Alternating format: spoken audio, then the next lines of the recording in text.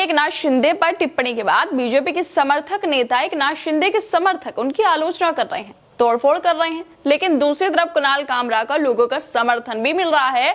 उन्हें लगातार पत्रकारों का, फिल्मी सितारों का साथ मिल रहा है और इन्हीं कामरा का साथ देने वालों में अब साउथ के एक्टर भी शामिल हो गए हैं, जो कामरा का सपोर्ट कर रहे हैं और कह रहे हैं कि रिक्शे वाले पर या फिर चाय वाले पर हंसने में क्या गलत है।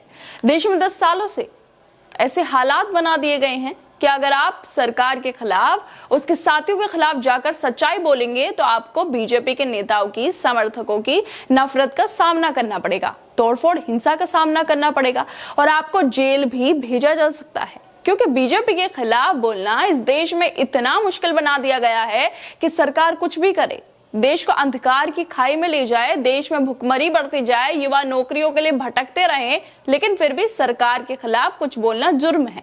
बीजेपी की हकीकत को दिखाना जुर्म हो गया है।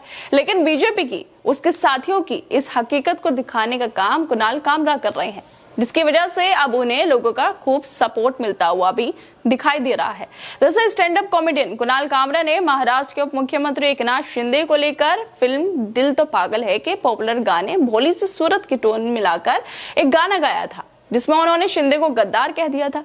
कुणाल कामरा ने कहा था कि ठाणे की रिक्शा, चेहरे पर दाढ़ी, आंखों में चश्मा, एक झलक दिखलाए, कभी गुवाहाटी में छिप जाए, मेरी नजर से तुम देखो, गद्दार नजर पाए। बस यही वो कामरा का गाना था, जिसके बाद पूरा विवाद हुआ।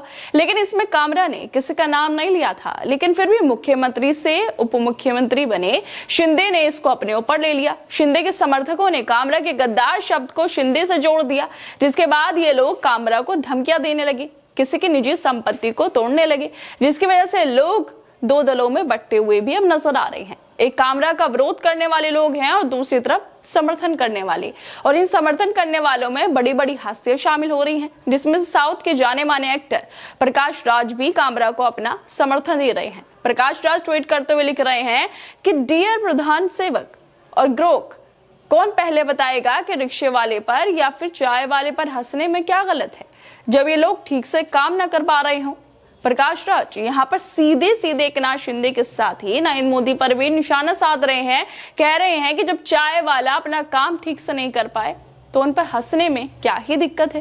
वैसे देश में सत्ताधारी पार्टी के कोई भी नेता, मंत्री ठीक से काम नहीं कर पा रहे हैं, लेकिन नफरत फैलाने में ये लोग सबसे आगे नजर आते हैं, तोड़फोड़ करने में ये लोग सबसे आगे नजर आते हैं। लेकिन अभी इन लोगों से देश के असल मुद्दों पर बात करवा लो, देश की जनता की बात करवा लो, तो ये लोग मुंह छिपाते फिरेंगे।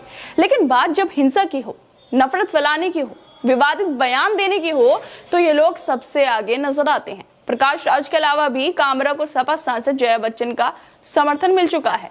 जया बच्चन ने मीडिया वालों से बात करते हुए कहा था कि अगर ऐसे ही बोलने पर पाबंदी लगती रही तो मीडिया वालों का क्या होगा, वहां पर भी प्रतिबंध लगा देंगे।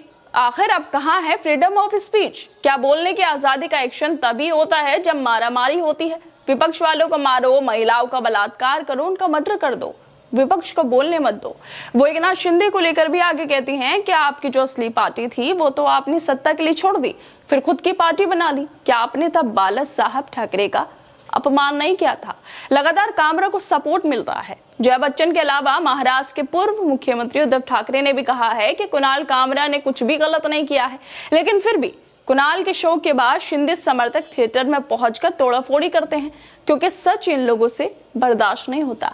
जब इन लोगों की पोल खुलती है तो ये लोग परेशान हो जाते हैं, हिंसा पर उतर जाते हैं, तोड़फोड़ करते हैं। लेकिन इन लोगों की इस हिंसा से, धमकियों से कुणाल कामरा डरे नहीं, क्योंकि सच्चाई छिपती नहीं है, चाहे कितना भी बीजेपी वाले इसे छिपाने की, दबाने की कोशिश क्यों ना कर ले। खैर दोस्तों, आप लोगों को क्या लगता है जिस तरह से कुणाल कामरा को अब सपोर्ट भी मिलने लगा है इसको लेकर? हमें अपनी राय जरूर दें और बाकी तमाम खबरों को देखने के लिए जुड़े रहिए हमारे साथ।